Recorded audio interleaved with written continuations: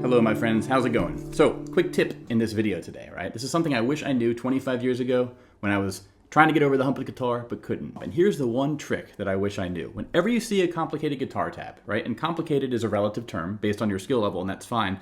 There's one tip that I call reading guitar tabs backwards. So when I say reading them backwards, what I mean by that is this 2 right here, if I move it backwards and I take this 0 right here and I move that backwards and I take this 1, effectively you can sort of see the chord shape from the tab that's written out. And what that does is when you experience a riff like this, you can effectively say, okay, we're talking about C, I'm gonna add this finger, remove this finger. It makes the riff way easier to play. So let's look at some of these examples and I'll show you what I mean. So the first one of these is gonna be a very similar riff to Landslide by Fleetwood Mac. So if I was to play this one, this is not the exact riff, but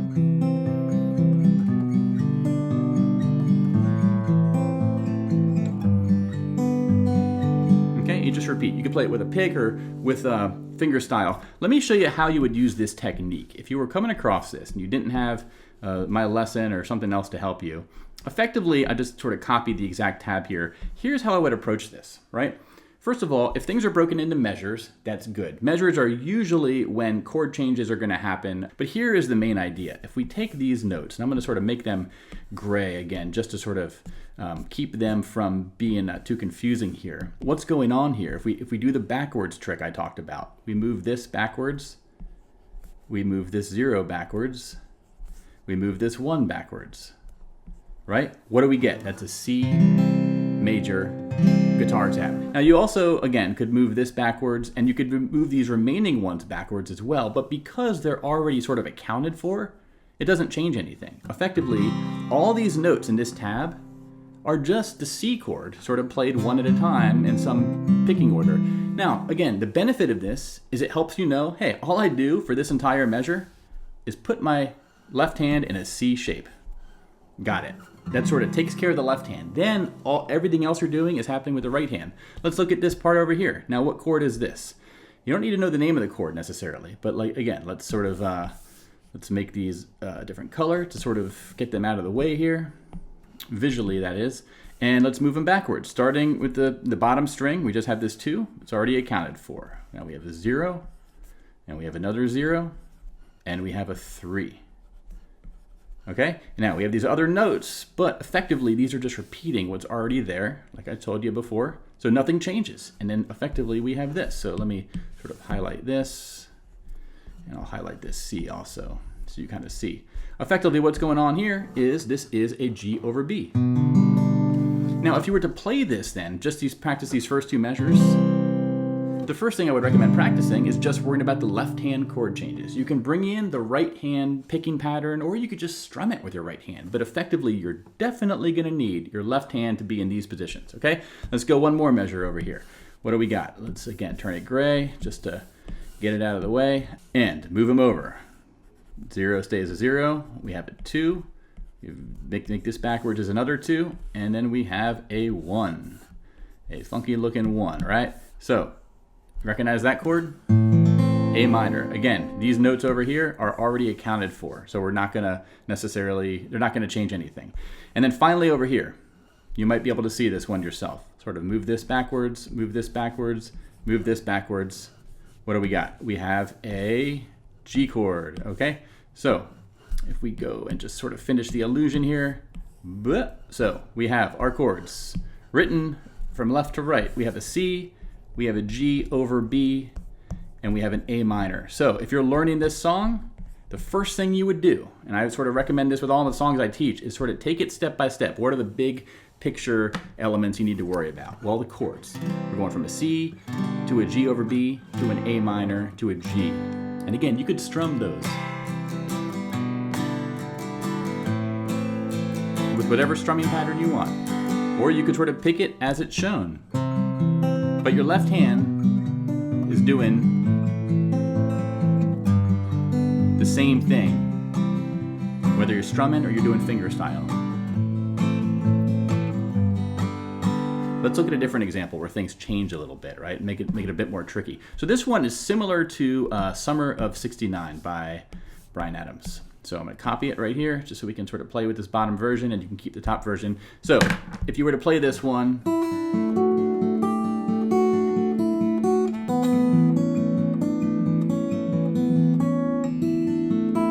okay, that's how it sounds. I have a whole separate lesson on Summer of '69 if you want to learn that exact tab. This is a little bit different. But what's going on here? How would we think about this?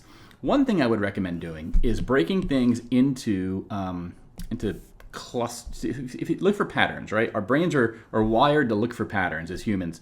So one pattern you see here is these groups of 3 that are sort of going diagonal, right? That's a helpful clue. Now over here at the end we have this this weird 3 little thing. We'll worry about that later. And then we have the clusters repeating over here. So let's sort of just capture these and then look again. Now if you look at these, basically there's 2 halves, right? In this half, you're going to notice that these second and third note of each cluster are staying the same. That's a big clue. And then down here, likewise, they're staying the same. Okay, so we're getting somewhere there. Let me remove this stuff because I want to show you the backwards technique next. So here, we could effectively, let me just move these over. You know, if you can do this in your mind, that's great. I have this tool. I'm using Notability here on my iPad if you're curious. Whoops. So moving them backwards. Let's just keep doing this here.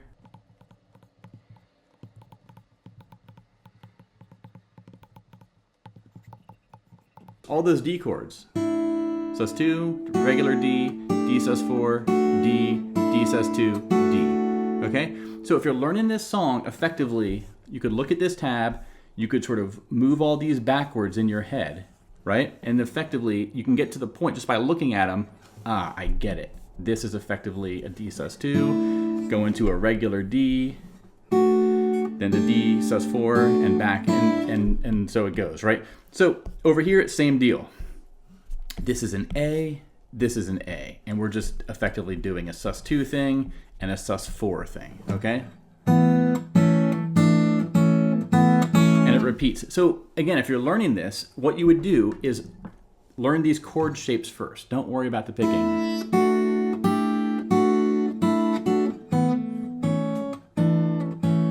It helps you get used to the transitions.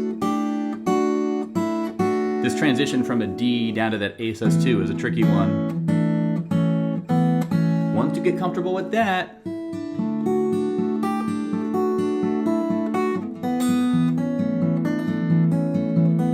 you can move to that top tab and you'll be in good shape there. Okay, so that's one example. Let's look at another one.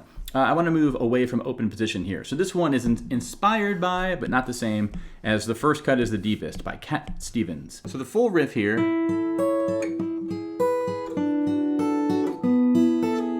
Again.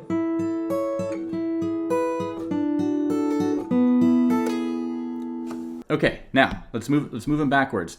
Now here, one thing you need to do is figure out where are the chord shapes happening, like where are the changes happening. Well, look for things that repeat, okay? So for example, we have this 10 is repeating right here and right here. So effectively, we perhaps can just sort of get rid of that 10. Likewise, this 9 is repeating right here and right here. So the second 9 isn't going to change anything, so we can get rid of that 9. Same with this. We have this 7 and this 7. So we can get rid of that second 7 because it's not going to, it's basically using the same chord shape. And then we have this. So already,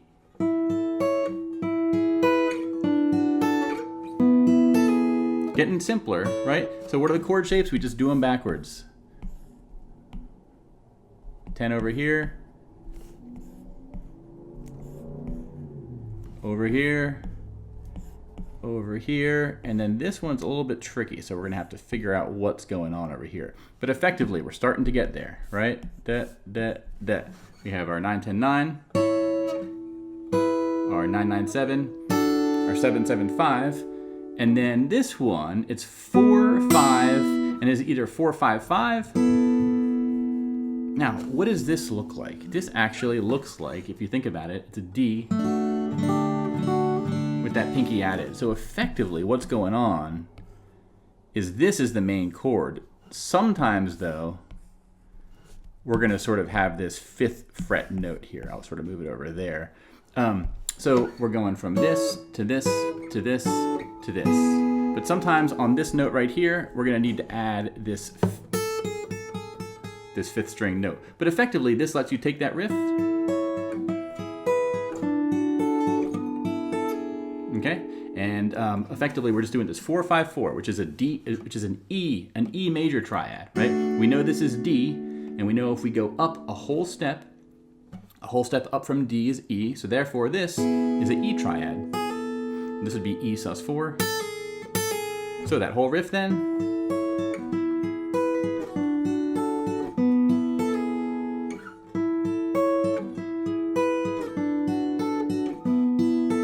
Okay, so you look at this tab up here, this top one, and your brain should hopefully think in terms of these triads, and then that makes it all easier. Now, a couple more I want to get to. A Travis picking one, okay? Let me play this one for you.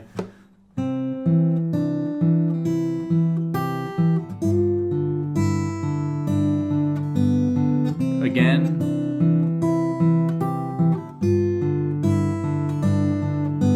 Okay, now Travis picking is a style of finger picking where your thumb is effectively alternating on the bass notes. But this one's tricky because we have, on one hand, let's do our regular thing where we copy it here. On one hand, if we were to move things back, right, we just take this 2, we move it over there. These 2s and 3s are already accounted for, so we don't need to worry about those. We can just delete those.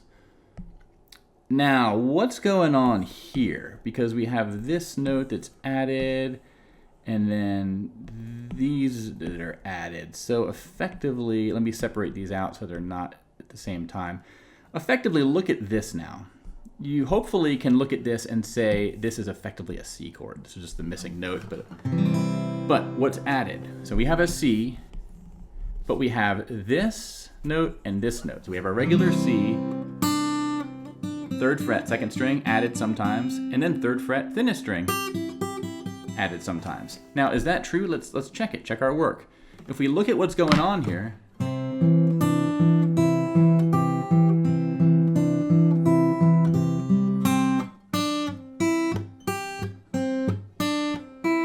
those are sort of the melody notes in the top 2 lines there. Yeah, effectively, they're summarized by just this. So all this complicated looking stuff right here, it might be complicated looking. Effectively, it's just a C chord with our pinky added on the 3rd fret of the 2nd and 1st string, okay? Not too crazy, right? Likewise, let's look at this one. Let's move this backwards. And these effectively are already accounted for, see? The 3 and the 0 are already there, so we can just delete those. And same deal over here, where I'm going to sort of number them or order them and like that. It doesn't really matter. But effectively, what's going on here? Okay, whoa, don't erase. Highlight. Do you recognize any chords there? Well, the answer is G, effectively. Go by the bass note, right? We know this is a G bass note. We know that in a G major chord looks like this, or it looks like this. These are both G majors, okay? Effectively, this is coming from both of those. Now, there's something else going on, though. This 1st fret on the thinnest string. This is where chord vocabulary comes in handy. That's a G7. Okay? But we're sometimes going to take that finger off the thinnest string. And sometimes we're going to add that 3rd fret to the 2nd string.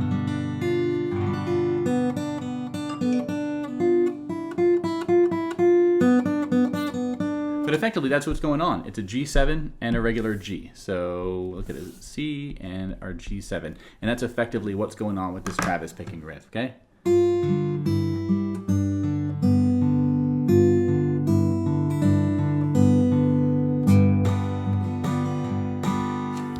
So that way, when you look at this full Travis picking riff, your mind should be thinking, okay, this is effectively a C, a measure of C, or 2 measures of C, and this is 2 measures of G7. And some of these notes up in this sort of top bar up here, yeah, I'm going to sort of be changing the melody. That's how Travis picking usually works, is the melody notes are played by the index finger on the thinnest couple strings. So that's the Travis picking example. Now, here is one that is a bit more complicated. So Greg, you wrote in an email requesting this song. Thank you very much for the support. Thank you for the email. Glad the lessons are helpful, and I wish you all the best with what you're going through. But you requested this song. Now, I might get to this song one day, but I wanted to show you this riff. Okay, this is an acoustic riff that comes out of one of the performances of the song. This is a tricky one, but let's look at how we would use everything we've learned here to sort of learn this riff. Okay? Now, I'll sort of walk you through what my mind sees. Immediately over here, I see that looks like an A chord. Move those backwards. That's the bottom 3 strings of an A major chord. Okay, so we have our A. Now, this next one over here, 1 to 2 to 2. So at first I'm thinking this is just A with a sharp bass note. So, you know, is that the case? This is effectively an A. These 3 notes make up an A, and we just have an A sharp bass note. Then, again, chord vocabulary. You learn lots of songs, you start to recognize things. This actually stands out to me as a diminished shape. If you have a 3 right here, this is what I believe is an A sharp diminished chord. And this is a regular A. Now, you don't need to understand what a diminished chord is necessarily, and they're not even actually playing this note, and that's making it simple, right? That's the A sharp diminished. But they're making it simple by sort of omitting that, making it simple by omitting this note. So effectively, we're going from this to, okay, so we can sort of figure out the rest and come back to that. Now, moving this one backwards. Move this back, move this back. What do we got? This is a B minor, clear as day. We're not doing a full bar because you're not playing the thinnest string. So it's just 2nd, 4th, 4th, 3rd. And again, if you bring these back, they're just already accounted for, so you can get rid of them. Actually, I was a bit hasty there. If you move these 2 back, they're already accounted for, so you can get rid of those. They're not adding anything. So that's a B minor. Now this one over here. Let's see here, move this one backwards. This is a chord we've already run into a few times in this lesson. It's a G, it's voicings of a G. This note and this note are effectively already accounted for, so we can get rid of them. Now, you might be like, well, why didn't you move this note too? And what about this note? Is the G gonna add that 2nd fret? Here's a little tip I would recommend keeping in mind whenever you're doing this sort of thing. If the rhythm is not written out for you, try to get a sense of where are the pulses, like how many beats are in each measure, right? So let me show you something here. Make it a different color. We have a cluster of 3. We have a cluster of 3. How many on the B minor? 1, 2, 3, 4, 5, 6. This is a cluster of 6. 3, 3, 6. So these are already clues that this song is not in 4/4 time. It's not 4 beats per measure. It's going to be, it's either going to be in 3 or 6. Let's see over here. 1, 2, 3, 4, 5, 6. And then over here, how many do we got? 1, 2, 3, 4, 5, 6. So that's the sort of clue that tipped me off that this note right here is not part of the G. This is actually part of this other series of notes. Let's move them backwards and see what we got. The 0 is already accounted for, the 3, and these are already accounted for too. I'll just stack them up to be clever. What is that? Those are the thickest 3 strings of a D major chord. We're just not playing the thinnest string, which is fine. You don't have to play all the strings in any given chord. So if you were learning this song, I'm not going to use a pick because it'll help me demonstrate this. 2, 3, 1, 2, 3, 1, 2, 3, 4, 5, 6, G, 2, 3, 4, 5, 6, D, 2, 3, 4, 5, 6, 1, 2, 3, 1, 2, 3, 1, 2, 3, 4, 5, 6, G to D. One more time. A sharp, whoops, A sharp, B minor, to G, to D. Right? Now, if you were strumming this, you probably could get rid of this chord, maybe. Oh 1, 2, 3, 4, 5, 6, 1, 2, 3, 4, 5, 6, 1. I think when Morgan is playing this song, yeah.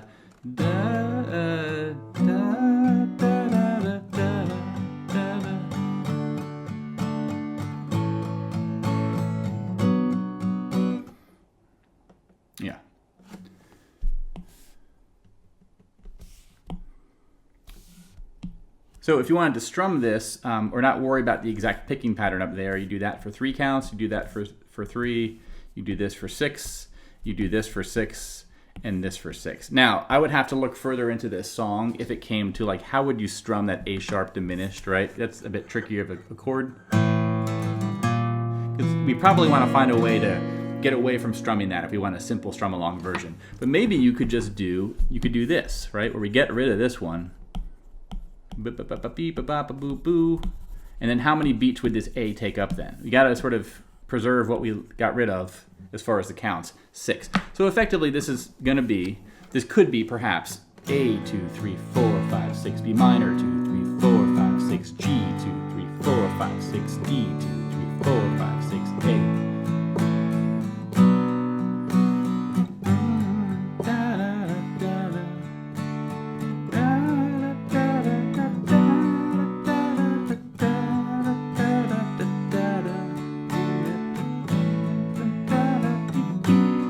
So again, I'd have to listen to Morgan's version to see if this is helpful, but effectively, this is how I learned this riff, is just looking at this.